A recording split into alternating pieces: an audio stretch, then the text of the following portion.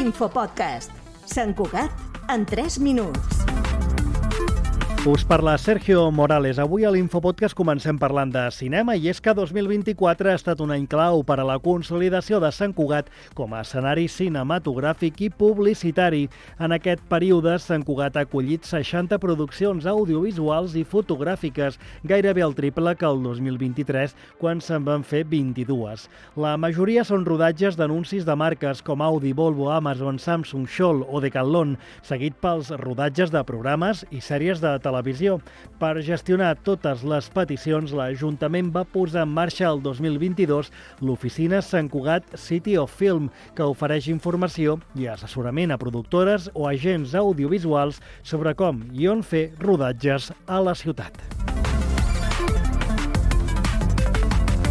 Més temes. Parlem de l'ascensor de la Floresta, de l'estació dels ferrocarrils a la Floresta, un equipament que des de fa anys presenta problemes i molt sovint moltes persones es troben que no el poden utilitzar. És el cas de persones amb mobilitat reduïda, que quan es troben que no funciona han de fer un camí costerut i estret per sortejar tot l'espai, tota la pujada que hi ha fins a arribar a la part alta de l'estació de la Floresta. Tot plegat hauria de quedar resolt un cop s'assigni el conveni entre l'Ajuntament i els ferrocarrils que faciliti el terreny per garantir el manteniment d'aquest equipament.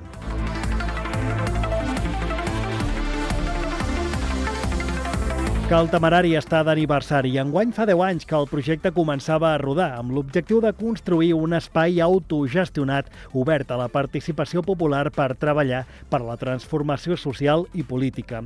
Per celebrar-lo organitzaran 5 grans actes que tindran lloc al llarg de l'any. Des de l'entitat es mostren molt satisfets per poder celebrar aquesta fita d'un projecte col·lectiu que creuen està molt viu i és més necessari que mai a la ciutat.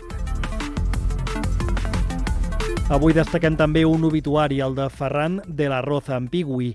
Tenia 54 anys i havia tingut una llarga malaltia. És un dels fundadors del Club Rugbi Sant Cugat i també era soci número 1 del club, exjugador i capità, exentrenador, delegat i encarregat de moltes tasques a l'entitat. Des del Rugbi Sant Cugat han lamentat la pèrdua com un cop molt dur i que sense ell el club no seria el que és. La vetlla és aquest dimarts al tanatori de Sabadell i la cerimònia serà en aquest mateix espai, aquest dimecres a les 12 del migdia.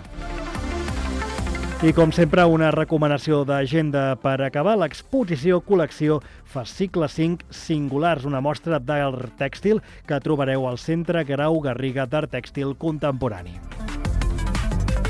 L'Infopodcast és una coproducció de Ràdio Sant Cugat i La Xarxa.